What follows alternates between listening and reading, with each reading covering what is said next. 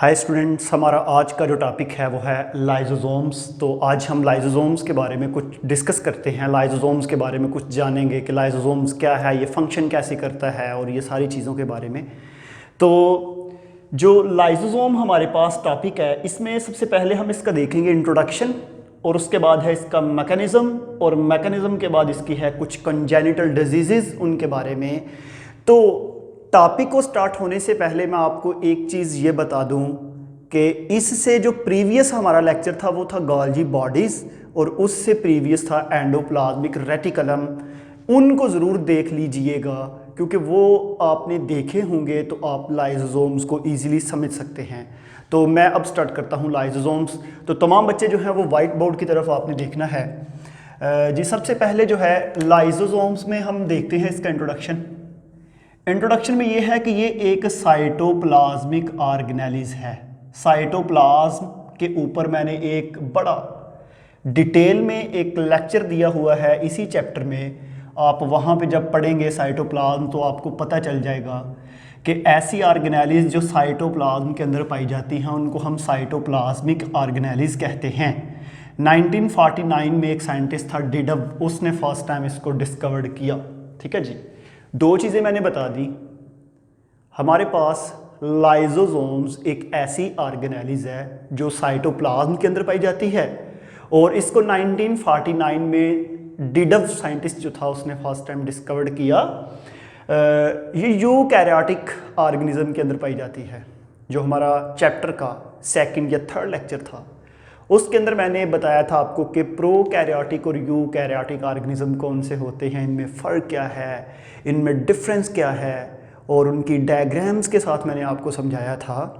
तो यूकैरियोटिक को बताने की मुझे ज़रूरत नहीं है। फॉरेन ऑर्गेनिज्म जितने भी हैं, आपकी बॉडी के अंदर वाइट ब्लड सेल हैं, वो बाहर से आने वाले माइक्रो ऑर्गेनिज्म को इनगल्फ करते हैं, खाते हैं, जिसको हम फैगोसाइटोसिस कहते हैं।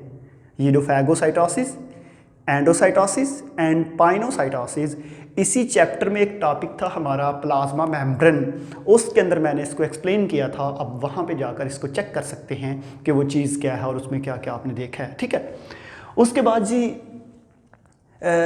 यहाँ पे ये याद रखें कि एक यूनिसेलुलर ऑर्गेनिज्म है। फॉर एग्जांपल वो अमीबा है। अमीबा बाहर से किसी भी छोटे ऑर्गेनिज्म को खाएगा, फैगोसाइटोसिस के ज़रिए अंदर लेके जाएगा अपनी बॉडी के अंदर, और बॉडी में जाके जो स्मॉल पीसीज में उसको तोड़ेगा, वो किस ऑर्गेनेलिज की हेल्प से तोड़ेगा, उसी को ही हम कहते हैं लाइजोसोम्स। और लाइजोसोम्स के अंदर बेसिकली एंजाइम होते हैं। तो ये इसके इंट्रोडक्शन में एक चीज़ आप तमाम बच्चों ने ये भी याद रखनी है कि लाइजोसोम जो है ये दो वर्ड से मिलकर बना है। लाइजो जो है इससे मतलब है लाइसिस, और लाइसिस का मतलब होता है ब्रेक डाउन करना, और सोम का मतलब होता है बॉडी। सेल के अंदर बाहर से आने वाली तमाम बॉडीज जो हैं उनकी ब्रेकडाउन करने वाली ऑर्गेनिज्म को हम कहते हैं लाइजोसोम्स। तो इंट्रोडक्शन हो गया, अब हम इसका चलते हैं मैकेनिज्म की तरफ कि इसका मैकेनिज्म्स क्या है। तो यहाँ पे ज़रा ना सब बच्चों ने ज़रा गौर से सुनना है। मेरे पास ये एक सेल है, ठीक है जी। सेल को मैं स्टार्ट कर रहा हूँ एंडोप्लाज्मिक रेटिकुलम से, और एंडोप्लाज्मिक रेटिकुलम हर वो स्टूडेंट्स जो लाइजोसोम्स का टॉपिक ये पढ़ रहा है मुझसे, ये देख रहा है, वो पहले एंडोप्लाज्मिक रेटिकुलम वाला जो लेक्चर है उसको सुने। एंडोप्लाज्मिक रेटिकुलम के बाद है गोल्जी बॉडीज़, फिर उसको सुने, फिर आकर इस टॉपिक को आप सुने, फिर आपको समझ आएगी कि ये क्या चीज़ है। ठीक है जी। एंडोप्लाज्मिक रेटिकुलम जो है, मैंने आपको बताया था कि ये छोटी छोटी सैक्स से बना होता है जिसको हम बोलते हैं सिस्टर्नी। एंडोप्लाज्मिक रेटिकुलम की दो टाइप्स थी, एक को बोलते हैं रफ एंडोप्लाज्मिक रेटिकुलम और एक को बोलते हैं स्मूथ एंडोप्लाज्मिक रेटिकुलम। फर्क जो है दोनों का मैं बता चुका हूं।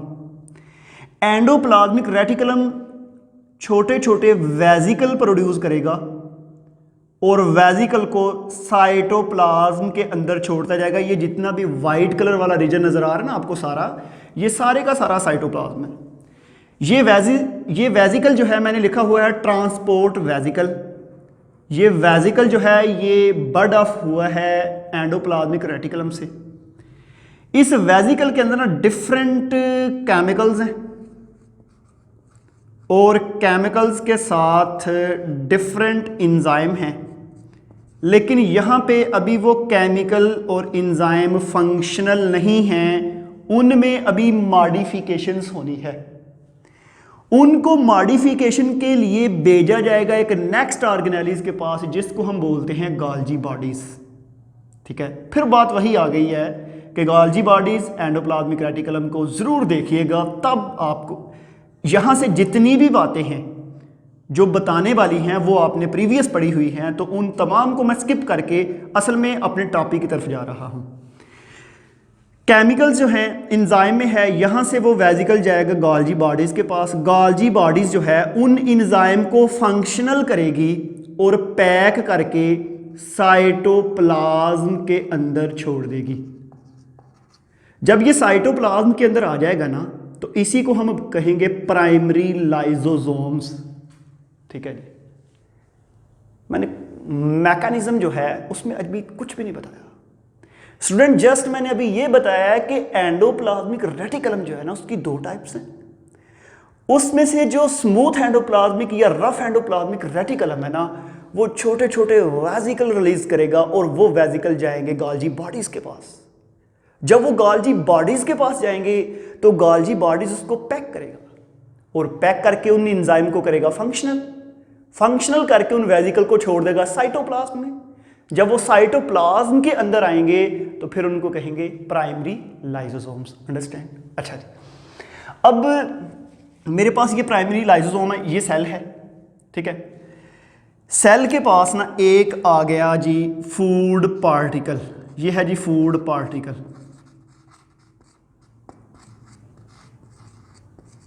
ठीक है जी, फूड पार्टिकल जब सेल के पास आया तो सेल अपनी मेम्ब्रेन को अंदर को इनवेजिनेट कर लेगा। ये मेरे वर्ड को जरा गौर से सुनना है।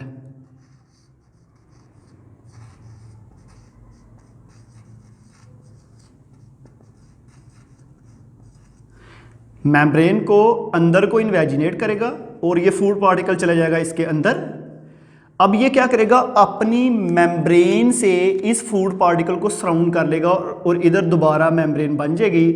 तो ये जो है इसका मतलब है ये जो बाहर वाली मेम्ब्रेन है ये सेल मेम्ब्रेन ही है, बेसिकली सेल मेम्ब्रेन की ही लेयर है, सेल मेम्ब्रेन लेयर। और इसके अंदर फूड पार्टिकल है, इसको हम कहते हैं फूड वैक्यूल। क्या कहेंगे? Food vacuole. अब यहाँ पे एक क्वेश्चन मैं आपको बता दूं कि ये जो फूड पार्टिकल सेल के अंदर आया, इसके बाहर मेम्ब्रेन सेल ने क्यों बना दी? क्योंकि हो सकता है कि ये जो फूड पार्टिकल है ये इसमें कोई टॉक्सिक हो, इसमें कोई ऐसी न्यूट्रिएंट्स या ऐसे कोई केमिकल्स हों जो साइटोप्लाज्म को डैमेज कर सकते हों, इसलिए सेल ने उसके गिर्द जो है वो मेम्ब्रेन बना ली है ताकि वो साइटोप्लाज्म को नुकसान ना हो। अब जब ये वेजिकल आगे जाएगा, गोल्जी बॉडी से प्राइमरी लाइसोसोम्स आया था, प्राइमरी लाइसोसोम्स और हमारे पास जो वेजिकल है ये दोनों ही अटैच होंगे और प्राइमरी लाइसोसोम जो है वो उसको सराउंड करके ना ये जो फूड पार्टिकल है इसके ऊपर अपने इंजाइम का एक्ट करेगा। क्योंकि इसके अंदर डिफरेंट इंजाइम है, एसिड फास्फेटेज, हाइड्रोलाइटिक इंजाइम्स। क्योंकि हाइड्रोलाइटिक इंजाइम्स के बारे में याद रखना है, ऐसे इंजाइम जो वाटर की मौजूदगी में काम करते हैं, जो हाइड्रोलिसिस करते हैं, उसको हम हाइड्रोलाइटिक इंजाइम कहते हैं। एसिड फास्फेटेज जो हैं ये ऐसे इंजाइम है जो एसिडिक कंडीशन हाई पीएच पे काम करते हैं। आपने थर्ड चैप्टर में पेप्सिन का सुना था कि पेप्सिन एक ऐसा इंजाइम है जो 2 pH पे मैक्सिमम जो है वो वर्क करता है। तो यहाँ पे ये देखिए, ये जो फूड पार्टिकल था ये इस लाइसोसोम ने इस फूड पार्टिकल्स को स्मॉल पीसेस में तोड़ दिया। ये देखिए छोटे छोटे पीस हैं, बिल्कुल स्मॉल पीसेस।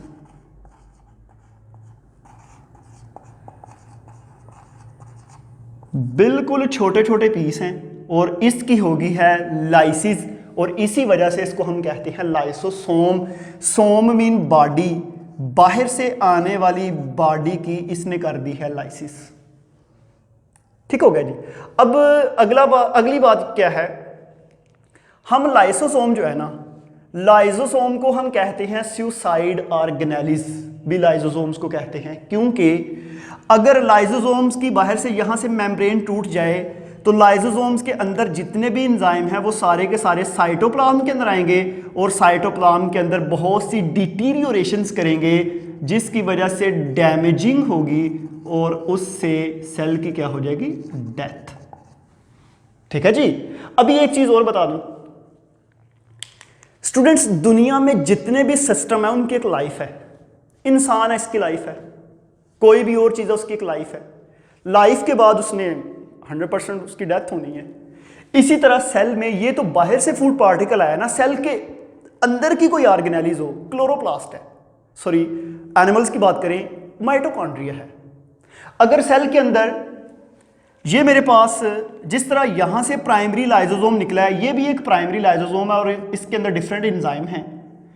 क्या होगा कि सेल के अंदर अगर कोई ऑर्गेनेली डेड हो जाती है, जिस तरह की ये मैंने एक ऑर्गेनेलिज बनाई है, इसको हम कहते हैं माइटोकॉन्ड्रिया।